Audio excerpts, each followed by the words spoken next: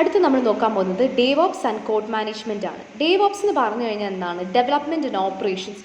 ഇതിൽ ഡെവലപ്മെൻറ്റ് വരും, ഡിപ്ലോയ്മെൻറ്റ് വരും, സപ്പോർട്ട് വരും. അപ്പം ഇതെന്ന് പറയുമ്പോഴത്തേനും all of these three things they come under a single team. അപ്പം അതുകൊണ്ട് തന്നെ നമുക്ക് പല രീതിക്കുള്ള അഡ്വാൻറ്റേജസും ഡേവോപ്സ് നമ്മൾക്ക് തരുന്നുണ്ട്. സോ ഡേവോപ്സിൻ്റെ 3 ഫാക്ടേഴ്സിനെ പറ്റി പറയുവാണെന്നുണ്ടെങ്കിൽ അജൈൽ സോഫ്റ്റ്വെയർ എന്ന് പറയുമ്പോൾ നമുക്കറിയാം, അജൈൽ സോഫ്റ്റ്വെയറിൽ നമുക്ക് യൂഷ്വലി ഒരു ഡേവോപ്സ് നമുക്ക് യൂസ്ഫുൾ ആയിരിക്കും. ബിക്കോസ് ഒരു ട്രഡീഷണൽ സോഫ്റ്റ്വെയർ എന്ന് പറയുമ്പോൾ, അല്ലെങ്കിൽ ട്രഡീഷണൽ റിലീസ് എന്ന് പറയുമ്പോഴത്തേക്കും ഡെവലപ്മെൻറ്റിനെയും ഡീപ്ലോയ്മെൻറ്റിനെയും നമുക്ക് ജോയിൻ ചെയ്യാനായിട്ട് അല്ലെങ്കിൽ ഒരുമിച്ച് കൊണ്ടുപോകാനായിട്ട് എളുപ്പമായിരിക്കണം എന്നില്ല.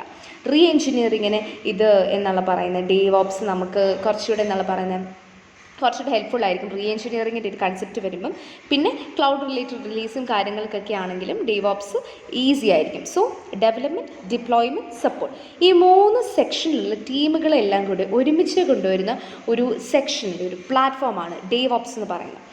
ആദ്യമേ ഡേവോപ്സിൻ്റെ പ്രിൻസിപ്പിൾസ് നമുക്ക് നോക്കാം. First one, every one is responsible for everything. ഇവിടെ ഒരു ക്ലിയർ കട്ട് ഡിവിഷൻ വരുന്നില്ല. എല്ലാവരും അവരവരുടെ ജോലികൾ ചെയ്യുന്നതിൻ്റെ കൂട്ടത്തിൽ ഒരു ജോയിൻറ്റ് റെസ്പോൺസിബിലിറ്റി ആയിരിക്കും ഇവിടെ അവർ ഫുൾഫിൽ ചെയ്യുന്നത്.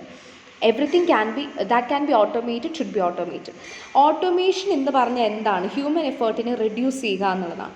അപ്പം ഓട്ടോമേറ്റ് ചെയ്യാൻ പറ്റുന്ന കാര്യങ്ങളെ ഓട്ടോമേറ്റ് ചെയ്യുക, അല്ലാത്തതിനെ നമ്മൾ മാനുവലി ഇംപ്ലിമെൻറ്റ് ചെയ്യുക. അതായത് ഹ്യൂമൻ റിസോഴ്സസിനെ ഒട്ടും വേസ്റ്റ് ചെയ്യാത്ത രീതിയിലാണ് ഡേവോപ്സ് റൺ ചെയ്യേണ്ടത്.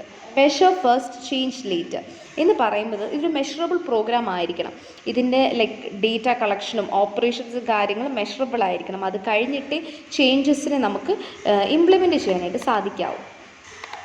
ഡേവോപ്സിൻ്റെ ബെനിഫിറ്റ്സിനെ പറ്റി പറയുകയാണെന്നുണ്ടെങ്കിൽ ഫസ്റ്റ് വൺ, ഫാസ്റ്റർ ഡിപ്ലോയ്മെൻ്റ് ആണ്. ഇപ്പോൾ ഇത്രയും ടീമുകൾ ഒരുമിച്ച് കൂടുന്നു, ഓട്ടോമേറ്റ് ചെയ്യണത് എല്ലാത്തിനെയും ഓട്ടോമേറ്റ് ചെയ്യുന്നു. അപ്പോൾ അതുകൊണ്ട് തന്നെ ഫാസ്റ്റർ ഡിപ്ലോയ്മെൻറ്റ് നമുക്ക് എക്സ്പെക്റ്റ് ചെയ്യാം. റിസ്ക് റിഡക്ഷൻ നമുക്ക് എക്സ്പെക്റ്റ് ചെയ്യാം. കാരണം വെച്ചാൽ നമ്മുടെ ഫങ്ഷനാലിറ്റിക്ക് ഇൻക്രീസ് ചെയ്യുന്നതിനനുസരിച്ച് എന്തെങ്കിലും റിസ്ക് ഉണ്ടെന്നുണ്ടെങ്കിൽ നമ്മളതിനെ ഐഡൻറ്റിഫൈ ചെയ്ത് അതിനെ കോപ്പപ്പ് ചെയ്യുമ്പോഴത്തേനും സിസ്റ്റം ഫെയിലിയർ പോലത്തെ ചാൻസസ് നമുക്ക് റിഡ്യൂസ് ചെയ്യാം. പിന്നെ ടീം ആസ് എ ഹോൾ ആയിട്ടാണ് വർക്ക് ചെയ്യുന്നത്. ആ ഒരു റീസൺ കാരണം ഡിപ്ലോയ്മെൻറ്റ് അതുപോലെ തന്നെ റീപെയറും നമുക്ക് ഈസി ആയിട്ട് ചെയ്യാനായിട്ട് പറ്റും. ഇനി പ്രൊഡക്റ്റീവ് ടീംസ്, നമുക്ക് കൂടുതൽ പ്രൊഡക്റ്റീവ് ടീംസ് നമുക്കിതിനകത്ത് എന്നുള്ള പറയുന്നത് പ്രൊഡക്റ്റീവ് ടീംസായിട്ട് നമുക്ക് ഈ ഒരു ഡേവോപ്സിൻ്റെ ടീംസിന് നമുക്ക് എടുക്കാനായിട്ട് പറ്റും. ബിക്കോസ് എന്തെന്ന് വെച്ച് കഴിഞ്ഞാൽ ഷെയർ റെസ്പോൺസിബിലിറ്റിയാണ് ഇവിടെ വരുന്നത്. അപ്പോൾ ബാക്കിയുള്ളവർക്ക് ഈ ഒരു ഏരിയയെ പറ്റിയുള്ള ഐഡിയയും അതുപോലെ തന്നെ എന്താ ഇഷ്യൂസ് വന്നു കഴിഞ്ഞാൽ എല്ലാവരും ഒരുമിച്ച് നിന്ന് കോപ്പപ്പ് ചെയ്യുന്നതും അതുകൊണ്ടും പിന്നെ ഇറ്റ്സ് മോർ ഹാപ്പിയർ, കുറച്ചുകൂടി പ്രൊഡക്റ്റീവ് ആയിരിക്കും. അതുകൊണ്ട് തന്നെ it is a very good team, ഡേവോപ്സിൻ്റെ ടീം എന്ന് പറയുന്നത്. സോ നമ്മൾ ഈ പറഞ്ഞ കാര്യം തന്നെയാണ്, ഡിഫറെൻറ്റ് സ്കിൽ സെറ്റിലുള്ള ആൾക്കാർ ഒരുമിച്ച് കൂടുമ്പോൾ ഒരു സിംഗിൾ ടീം ഉണ്ടാക്കുമ്പോഴുള്ള ആ ഒരു സോഫ്റ്റ്വെയറിൻ്റെ എഫിഷ്യൻസിയും കാര്യങ്ങളും ഒക്കെ നമുക്ക് ഡേവോപ്സിൻ്റെ ടീമിനകത്ത് കാണാനായിട്ട് സാധിക്കും. And also as said here, ഡേവോപ്സിൻ്റെ team they having culture of mutual respect and sharing. സ്ക്രംസിൽ ബാക്കിയുള്ള ടീം മീറ്റിംഗ്സിലൊക്കെ ഇൻവോൾവ് ആവും. അതുകൊണ്ട് തന്നെ എല്ലാവർക്കും ഇതിനെപ്പറ്റി ഒരു ജനറൽ ഐഡിയ കാണും. നെക്സ്റ്റ് വരുന്ന സെക്ഷനാണ് കോഡ് മാനേജ്മെൻറ്റ്. കോഡ് മാനേജ്മെൻറ്റ് എന്ന് പറയുമ്പോഴത്തേനും നമ്മൾക്ക് കോഡിനെ മാനേജ് ചെയ്യാനുള്ള ഡിഫറെൻറ്റ് പ്രാക്ടീസസും പോളിസീസും ഒക്കെ ആയിരിക്കും.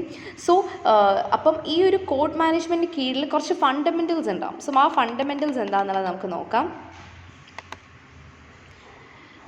ബേസിക്കലി 4 ജനറൽ ഏരിയാസിലായിരിക്കും നമ്മുടെ കോഡ് മാനേജ്മെൻറ്റ് ഫോക്കസ് ചെയ്യുന്നത്. ഒന്ന്, കോഡ് ട്രാൻസ്ഫർ എന്ന് പറയുന്നത് ബേസിക്കലി നമുക്ക് ഈ ഒരു ഡെവലപ്പേഴ്സിന് ഒരു പേഴ്സണൽ ഫയലിൽ കോഡുകളെ നമുക്ക് വർക്ക് ചെയ്യാം. അത് കഴിഞ്ഞ ശേഷം ഒരു ഷെയർഡ് പ്ലാറ്റ്ഫോമിലോട്ട് അത് ട്രാൻസ്ഫർ ചെയ്യണം.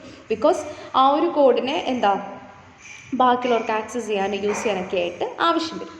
രണ്ടാമത്തത് വേർഷൻ സ്റ്റോറേജ് ആൻഡ് റിട്രീവൽ. പല ഫയൽസ് പല വേർഷൻസിലായിരിക്കും സ്റ്റോർ ചെയ്തിട്ടുണ്ടാവുക. ആ വേർഷൻസിന് സ്പെസിഫിക് വേർഷൻസിനെ നമുക്ക് ഏത് ഫയലിൽ നിന്ന് റിട്രീവ് ചെയ്യണമെന്നൊക്കെ ഉള്ളൊരു അണ്ടർസ്റ്റാൻഡിങ് ഉണ്ടായിരിക്കണം. Merging and branching, parallel development നമുക്ക് ചെയ്യാനായിട്ട് സാധിക്കും കൺകറൻറ്റ് വർക്കിങ്ങിൻ്റെ പാർട്ടായിട്ട്.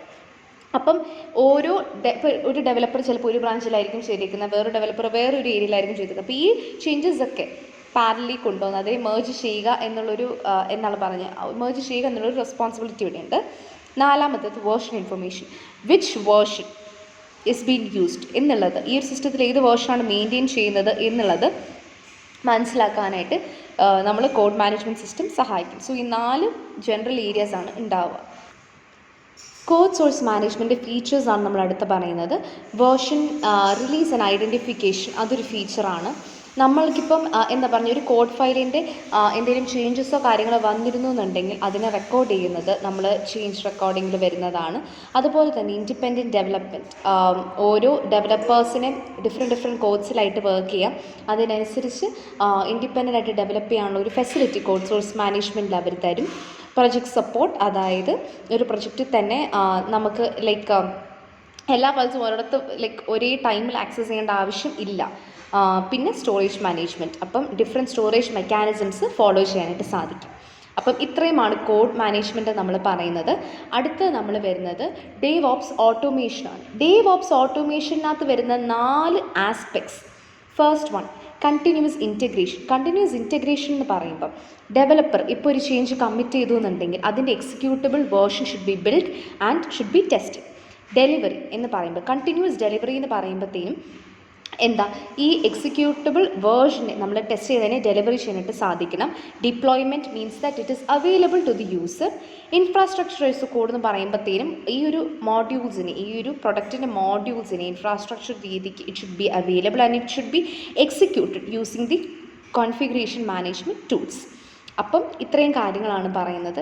കണ്ടിന്യൂസ് ഇൻറ്റഗ്രേഷൻ എന്ന് പറയുമ്പോഴത്തേനും ഓരോ എലമെൻറ്റിനെയും കറക്റ്റായിട്ടുള്ള ഡയറക്ടറീസിൽ ഇടുക. അതിനനുസരിച്ച് ഇപ്പം എന്താണ് പറയുന്നത്, ഇപ്പം ഒരു പുതിയ വേർഷൻ ബിൽഡ് ചെയ്തെന്നുണ്ടെങ്കിൽ അതിനനുസരിച്ച് മെസ്സേജും കാര്യങ്ങളും കൊടുക്കുക എന്നുള്ളതാണ്. ഇപ്പോൾ ഞാൻ പറഞ്ഞില്ലേ, സെപ്പറേറ്റ് ആയിട്ട് ഇതിനെ ഡെവലപ്പ് ചെയ്തു എന്നുണ്ടെങ്കിൽ ഒരു ഈ ചേഞ്ച് കമ്മിറ്റ് ചെയ്യുമ്പോഴത്തേനും അതിനനുസരിച്ച് അതിന് ഇൻറ്റഗ്രേറ്റ് ചെയ്യുക നമ്മുടെ മെയിൻ സിസ്റ്റത്തിനകത്തോട്ട്. കണ്ടിന്യൂസ് ഇൻറ്റഗ്രേഷൻ്റെ ഒരു ഡയഗ്രാം നമുക്കിവിടെ കൊടുത്തിട്ടുണ്ട്. അപ്പോൾ ഇവിടെ നമുക്കറിയാം സോഴ്സ് കോഡ് ഫയൽസും ഫ്രം കോഡ് മാനേജ്മെൻറ്റ് അതിൽ നമ്മൾ എടുക്കുന്നു. അപ്പം ഇപ്പോൾ റിപ്പോസിറ്ററി നമുക്കൊരു ട്രിഗർ കിട്ടിയെന്ന് വിചാരിക്കും, കമ്പൈൽ ചെയ്യുവാണ്. കമ്പൈൽ ചെയ്യുന്ന സമയത്ത് നമ്മൾ libraries, configuration files, database files ഇതിനെല്ലാത്തിനെയും കൂടെ ഒരുമിച്ചിട്ടേഷാണ് നമ്മൾ കമ്പൈൽ ചെയ്യുന്നത്. എക്സിക്യൂട്ടബിൾ സിസ്റ്റം നമ്മൾ പ്രൊവൈഡ് ചെയ്യുന്നു. അപ്പം കണ്ടോ, ഒരു ചേഞ്ച് കഴിഞ്ഞിട്ട് നമ്മളതിനെ കമ്പൈൽ ചെയ്യണം. നമ്മൾ എക്സിസ്റ്റിംഗ് ആയിട്ട് സിസ്റ്റമായിട്ട് കമ്പൈൻ ചെയ്തിട്ട് അതിൽ നിന്ന് ടെസ്റ്റ് നമ്മൾ ചെയ്തു. ടെസ്റ്റ് ചെയ്തിട്ട് നമ്മളതിനെ ഡീപ്ലോയ് ചെയ്യുന്നു. അപ്പോൾ ഈ ഒരു മെത്തേഡാണ് കണ്ടിന്യൂസ് ഇൻറ്റഗ്രേഷൻ നമ്മൾ നടക്കുന്നത്. സോ അപ്പോൾ ഇവിടെ ഒരു ഒരു ഇമ്പോർട്ടൻറ്റ് കാര്യം നമ്മൾ നോട്ടീസ് ചെയ്യുന്നതെന്ന് വെച്ച് കഴിഞ്ഞാൽ ഡോണ്ട് ബ്രേക്ക് ദ ബിൽഡ്. അതായത് നമ്മൾക്കിപ്പം ഓൾറെഡി നമ്മൾക്കിപ്പോൾ ഉള്ള പ്രൊജക്റ്റിനെ അത് ഒരു പ്രശ്നം ഉണ്ടാക്കരുത്. അതിനനുസരിച്ച് എന്താണ് പറയുന്നത്, കണ്ടിന്യൂസ് ആയിട്ട് ആ ഒരു പ്രൊജക്റ്റിൻ്റെ റിപ്പോസിറ്ററിയിൽ ഇഷ്യൂ വരാണ്ട് കണ്ടിന്യൂസ് ആയിട്ട് അതിനെ ഇൻറ്റഗ്രേറ്റ് ചെയ്ത് പോകണം എന്നാണ് പറയുന്നത്. സോ ലെസ് ഫ്രീക്വൻറ്റ് ഇൻറ്റഗ്രേഷൻ ആണെന്നുണ്ടെങ്കിൽ നമ്മൾക്ക് it will be much more like it is faster to find and fix bugs in the system. Like നമ്മുടെ ലെസർ ഫ്രീക്വൻറ്റ് ഇൻറ്റഗ്രേഷനെ വെച്ച് നമ്മുടെ കണ്ടിന്യൂസ് ഇൻറ്റഗ്രേഷനെ കമ്പയർ ചെയ്യുകയാണെന്നുണ്ടെങ്കിൽ it is much more easy to find bugs. അപ്പം ഇവിടെ നമുക്കത് കുറച്ചുകൂടെ ഒരു ക്വാളിറ്റിയിൽ കാര്യങ്ങളൊക്കെ കിട്ടും, കുറച്ചുകൂടെ ഫാസ്റ്റ് ആയിരിക്കും കണ്ടിന്യൂസ് ഇൻറ്റഗ്രേഷൻ നമ്മൾ ഓപ്റ്റ് ചെയ്യുകയാണെന്നുണ്ടെങ്കിൽ. ഇനി അടുത്ത വരുന്നത് കണ്ടിന്യൂസ് ഡെലിവറി ആൻഡ് ഡിപ്ലോയ്മെൻറ്റ്. അപ്പോൾ നമുക്ക് താഴെ കണ്ടിന്യൂസ് ഡെലിവറിയുടെ ഒരു ഇമേജ് കാണാനായിട്ട് സാധിക്കും. നമ്മൾ റിക്വയർഡ് സോഫ്റ്റ്വെയറിനെ നമ്മൾ കൊടുക്കുന്നു, ടെസ്റ്റ് സെർവറിൽ കൺഫിഗർ ചെയ്യുന്നു, അതിനനുസരിച്ച് സിസ്റ്റത്തിനെ ടെസ്റ്റ് സെർവറിൽ ഇൻസ്റ്റാൾ ചെയ്യുന്നു, അതിനെ ടെസ്റ്റുകൾ റൺ ചെയ്യുന്നു. അത് കഴിഞ്ഞിട്ട് ആ ടെസ്റ്റുകളെ കണ്ടിന്യൂസ് ഡെലിവറിയുടെ അപ്പോൾ അത്രയാണ് കണ്ടിന്യൂസ് ഡെലിവറി വരുന്നത്. അതായത് ടെസ്റ്റിംഗ് വരെ ആ ഒരു സോഫ്റ്റ്വെയറിനെ ടെസ്റ്റ് സെർവറിൽ നമ്മൾ ഇൻസ്റ്റാൾ ചെയ്ത് അതിനെ ടെസ്റ്റ് ചെയ്യുന്നതാണ് കണ്ടിന്യൂസ് ഡെലിവറി വരുന്നത്. അപ്പം ടെസ്റ്റുകൾ പാസ്സായെന്നുണ്ടെങ്കിൽ മാത്രമേ നമ്മളതിനെ ഡിപ്ലോയ് ചെയ്തുള്ളൂ. ഡിപ്ലോയ് ചെയ്യുമ്പോഴത്തേനും പ്രൊഡക്ഷൻ സെർവറിലാണ് നമ്മൾ സോഫ്റ്റ്വെയറിനെ ഇൻസ്റ്റാൾ ചെയ്യുന്നത്. അതിനെ ഒരു ന്യൂ സോഫ്റ്റ്വെയർ ആയിട്ട് നമ്മൾ ലോഞ്ച് ചെയ്യുകയാണ് ചെയ്യുന്നത്. സോ കണ്ടിന്യൂസ് ഡെലിവറി ആൻഡ് ഡിപ്ലോയ്മെൻറ്റിൽ ഇത്രയാണ് അതിൻ്റെ വർക്കിംഗ് വരുന്നത്. So continuous integration means creating an executable version of the software. അപ്പം ഈ ഒരു CIനെ ട്രിഗർ ചെയ്യുന്നത് റിപ്പോ ഒരു പുഷ് വരുമ്പോഴത്തേനുമാണ്. അത് ഓൾറെഡി ഇവിടെ നമ്മുടെ ഡയഗ്രത്തിൽ ഇവിടെ പറഞ്ഞിട്ടുണ്ട്. ഓക്കെ, ഇനിയിപ്പം കണ്ടിന്യൂസ് ഡെലിവറി എന്ന് പറയുന്നത് ചേഞ്ചസ് നമ്മൾ എക്സിക്യൂട്ട് ചെയ്ത് കഴിഞ്ഞിട്ട് we are going to have testing. അതായത് സിസ്റ്റം ഫെയിൽ ആയെന്നുണ്ടെങ്കിൽ ഡെലിവറി സക്സസ്ഫുൾ ആയിരിക്കില്ല.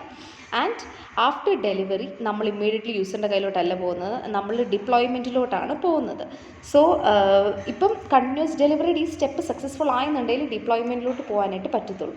ഡിപ്ലോയ്മെൻറ്റ് എന്ന് പറയുമ്പോൾ ക്ലൗഡ് ബേസ്ഡ് സിസ്റ്റം ആയിരിക്കും. സോ അത് ആപ്പ് സ്റ്റോറോ വെബ്സൈറ്റോ വഴി അത് നമുക്ക് ആക്സസ് ചെയ്യാനായിട്ട് പറ്റും. ബെനിഫിറ്റ്സ് ഓഫ് കണ്ടിന്യൂസ് ഡിപ്ലോയ്മെൻറ്റ് എന്ന് പറയുന്നത് റെഡ്യൂസ്ഡ് കോസ്റ്റാണ്. അതായത് നമ്മൾക്ക് എന്താണ് പറയുന്നത്, ഇപ്പം എറേഴ്സിനെ നമുക്ക് കണ്ടിന്യൂസ് ആയിട്ട് കണ്ടുപിടിക്കുകയും ഇപ്പം ആ ഒരു ഡെലിവറി എന്ന് പറഞ്ഞ പാർട്ട് സക്സസ്ഫുൾ ആണെങ്കിൽ മാത്രമേ നമ്മൾ ഡിപ്ലോയ്മെൻറ്റിലോട്ട് വരുന്നുള്ളൂ. സോ അത് ഒരു അഡ്വാൻറ്റേജാണ്. പ്രോബ്ലം സോൾവിങ് ഫാസ്റ്റ് ആയിരിക്കും, കസ്റ്റമർ ഫീഡ്ബാക്ക് നമുക്ക് എളുപ്പത്തിൽ കിട്ടും, കാരണം കസ്റ്റമേഴ്സിലോട്ടാണ് നേരെ റിലീസ് ചെയ്യുന്നത്. എ ബി ടെസ്റ്റിംഗ് എന്ന് പറയുമ്പോഴത്തേനും നമുക്ക് പല ന്യൂ വേർഷൻസ് ആയിട്ട് നമുക്ക് എന്താണ് പറയുന്നത് യൂസേഴ്സിന് നമുക്ക് കൊടുക്കാം. അതായത് ഇപ്പോൾ എൻ്റെ ഒരു എൻറ്റയർ സിസ്റ്റത്തിൻ്റെ ഒരു 60% എനിക്ക് എന്താണ് യൂസറിന് ടെസ്റ്റിങ്ങിന് കൊടുക്കാം, 40% ഇന്ന യൂസറിന് ടെസ്റ്റിങ്ങിന് കൊടുക്കാം. അങ്ങനെ ഒരു ഡിവിഷൻ ടെസ്റ്റിങ്ങിൻ്റെ സമയത്ത്, അതായത് നമ്മൾക്ക് യൂസർ എക്സ്പീരിയൻസ് എടുക്കുന്ന സമയത്ത് ഒരു ഡിവിഷൻ നമുക്ക് എ ബി ടെസ്റ്റിംഗ് ചെയ്യുന്നത് പോസിബിളാണ്. സോ അപ്പോൾ നമുക്കിപ്പം ഒരു ലോഡ് ബാലൻസർ യൂസ് ചെയ്ത് നമുക്ക് കസ്റ്റമേഴ്സിനെ ഡൈവേർട്ട് ചെയ്യും. ഇപ്പം ഇത്രയും എൻ്റെ ഈ 60% ഈ ഒരു വേർഷനായിരിക്കും, അതൊരു സെറ്റ് ഓഫ് കസ്റ്റമേഴ്സിനായിരിക്കും. നെക്സ്റ്റ് ഒരു 40% ഇന്നൊരു സെറ്റ് ഓഫ് കസ്റ്റമേഴ്സിനായിരിക്കും. നമുക്ക് ഫീച്ചേഴ്സ് വെച്ചിട്ടും ആ ഒരു ഡിവിഷൻ ചെയ്യാനായിട്ട് സാധിക്കും. സോ അത്രയും കാര്യങ്ങളാണ് കണ്ടിന്യൂസ് ഡിപ്ലോയ്മെൻറ്റിൽ നമ്മൾ ഡിസ്കസ് ചെയ്തത്.